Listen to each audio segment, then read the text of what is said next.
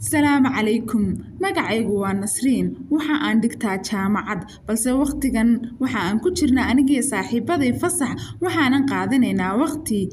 annaga oo tagayna magaalada koonayaasheeda si aan markaasi sawir ugu soo galno xasuusa saaxiibaday mid kamida ayaa qososhay markii aan ku yiri maxaad ku qoslaysaana waxa ay tustay nin taagan xagga dambe oo gaar ahaan aniga si xun ii soo fiirinaya ninkii ayaan eegay ninkan waxa uu ahaa nin wajigiisa laga cabsoonayo waxa uu xidhnaa kaba aad iyo aad u fool xun iyo guud ahaanba dharkiisa saaxiibaday mid kamida ayaa waxay ii sheegtay in aan ninkan aan daris ahaan jirnay hadda ka hor waxayna igu tiri TikTok ayuu flow ku yahay waan fiiriyay mobilkaygii waa runteed oo flow ayuu ii yahay ka bacdi ninkii waan iska block gareeyay si uuna mardaba ninkani waxba iigu soo darsanin inta aanan guriga tagin ka hor aniga saaxiibaday waxaan tagnay maqaayad aan markaasi cunto ka cunno balse ninkii waxa uu ii soo diray mobilkayga sabab ayaad ii block gareysay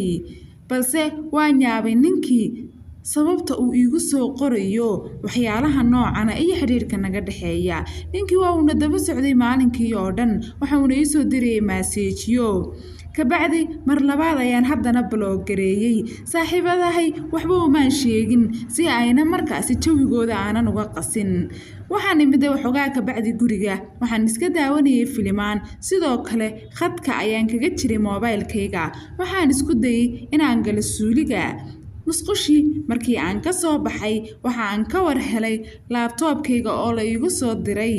qoraal aad iyo aad u fara badan waxaana ii soo diray ninkii waxa uu iigu yiri mobilkaaga eeg si aad u eegtid fiidiyowga aan kuu soo diray mobilkaygii marka aan eegay aan furay waxaan arkay qolkaygii oo aniga la iigu soo diray fiidiyow isla markaasna waxa aan dareemay qolkayga inaan lagu jiro waxaan arkay khaanadii oo isfuraysa waxaaba ka soo baxay ninkii foolxumada badnaa ee cabsida badnaa aad ayaan u qayliyay waxaanan maqashiyay dadkii guriga joogay oo dhan waayo awood kale ma aanan lahayn waxa uu isku dayay inuu i aamusiyo qayladeedii waxa ku toosay hooyaday iyo aabahay waa ayna soo carareen aabahay waxa uu markiiba feer ku dhuftay ninkii dhulka ayuuna ku dhacay hooyadayna waxa uu yeedhay booliis isla markiiba booliiskii ninkii ayay qabteen waa ayna xidheen waxaan ogaanay inuu ninkani jabiyay guriga albaabkiisa sawiraantii dib marka aan u daawanay aniga saaxiibaday waxa uu ahaa ninkani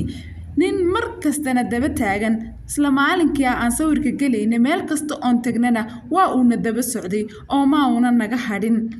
sheekadani waxay igu dhacday markii aan ahaa jaamacadda fasax fadlan haddii ay kugu dhacday sheekadan oo kale nala wadaag adigana